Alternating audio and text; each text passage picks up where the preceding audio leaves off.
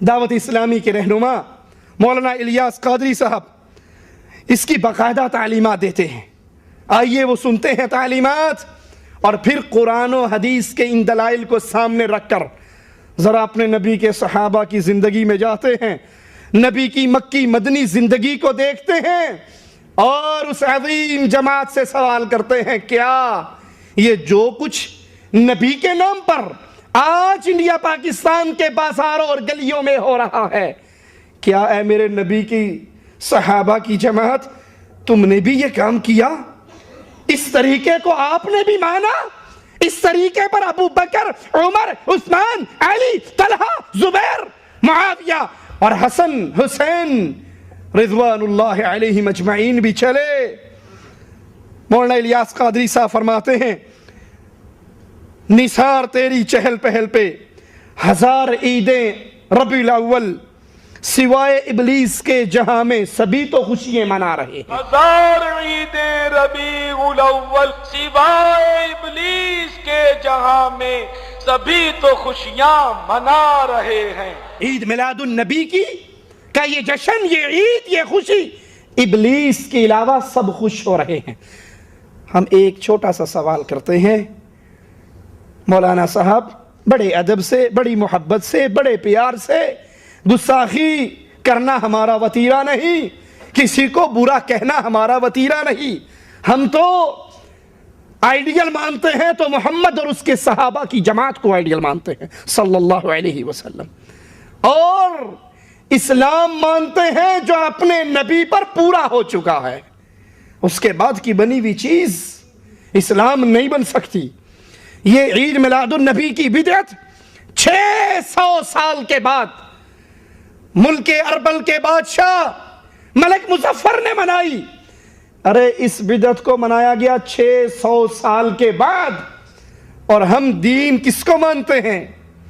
فجر کی نماز کا وقت ہے، صحابہ عبداللہ ابن مسعود رضی اللہ عنہ وارضاہ کے دروازے پر کھڑے ہیں، آپ کے نکلنے کا انتظار کر رہے ہیں.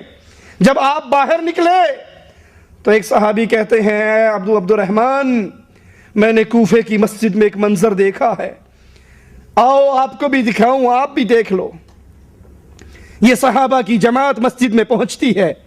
کچھ لوگوں کو دیکھا ہوا جن کے دائرے بنے ہوئے، حلقے بنے ہوئے، ان کے سامنے پتھر پڑے ہوئے. ایک بندہ ان میں بول کر کہتا ہے 100 مرتبہ کہو سبحان اللہ، سارے 100 مرتبہ سبحان اللہ کہتے ہیں. دوسرے حلقے میں ایک کہتا ہے کہو 100 مرتبہ الحمدللہ، سارے الحمدللہ کہتے ہیں. تیسرے والا کہتا ہے کہو اللہ اکبر، 100 مرتبہ سارے اللہ اکبر کہتے ہیں. یہ عمل مسجد میں ہو رہا ہے، اللہ اکبر ہے، لا الہ الا اللہ ہے، سبحان اللہ، الحمدللہ کی صدائیں ہیں. یہاں میلاد النبی کے نام پہ لڑکی لڑکوں کا مخلوط رقص نہیں ہے، انڈین گانے نہیں ہیں، دھمالے نہیں ہیں، ڈانس نہیں ہے، نقلی داڑیاں نہیں ہیں. مسجد میں بیٹھ کر، اور تابعین ہیں، صحابہ کے شاگرد ہیں، کلمہ کو ہیں، مسلمان ہیں، لا الہ الا اللہ، الحمدللہ، استغفر اللہ کا ذکر کر رہے. ابن مسعود کہتے ہیں، افسوس ہے تم پر، افسوس ہے تم پر، ابھی تو نبی کے وہ برتن نہیں ٹوٹے جس میں آقا کھانا کھایا کرتے تھے، ابھی سے تم نے دین اسلام کے اندر نئی بدعتوں کو داخل، نئے کاموں کو داخل کر دیا. کہنے والوں نے کہا، ابو عبد الرحمن، اتنے ناراض ہونے کی کیا ضرورت ہے؟ ہم تو اللہ کا نام لے رہے ہیں، ہم تو تسبیح اور تحلیل کہہ رہے ہیں، ہم تو اللہ کا ذکر کر رہے ہیں. کہا اس سے بہتر تھا کہ تم اپنے گناہوں کو گنتے، اس سے بہتر تھا تم اپنے گناہوں کو گنتے، اور میں ضمانت دیتا تمہاری نیکی برباد نہ ہوتی.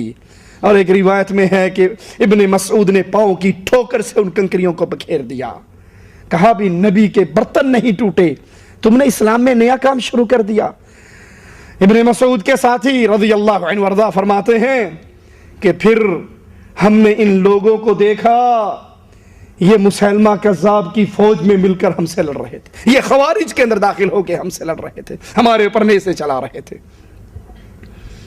اگر یہ خوشی منانا، یہ جلسے جلوس، یہ بھنگڑے، یہ مسجدوں کو سجانا، یہ بازاروں کو سجانا، یہ سبز جھنڈے، اگر اس کا نام خوشی ہے جس کو نہ منانے والا ابلیس ہے، تو اللہ کے لیے سوال کروں گا، کیا اس طرح کی خوشی ابو بکر نے منائی؟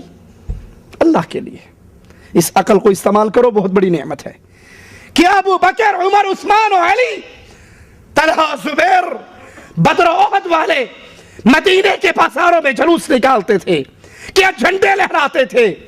آج تو نبی کریم صلی اللہ علیہ وسلم کی جوتی کا نقش نعلین پاک کے نام سے جھنڈے پہ بنا ہوتا ہے، اور ثم استغفر اللہ ثم استغفر اللہ ایک طرف نبی کی جوتی کا نقش بنا ہوا ہے اور اس کے اوپر الصلاۃ والسلام علیک یا رسول اللہ لکھا ہوا ہے۔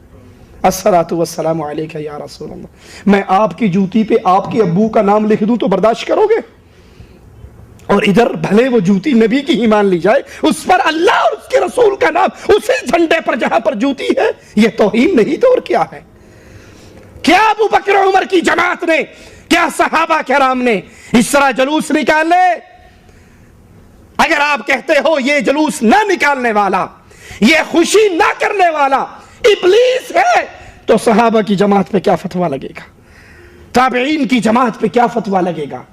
اس جماعت کے بارے میں کیا کہو گے جس کے بارے میں قائد اعظم محمد الرسول اللہ صلی اللہ علیہ وسلم نے فرمایا تھا، بہترین زمانہ میرا، پھر میرے بعد آنے والا، پھر ان کے بعد آنے والا بہترین دور شریعت میں، شریعت والوں کا محمد کریم کا دور، صحابہ کرام کا دور، تابعین اعظام کا دور، یہ بہترین ادوار تھے۔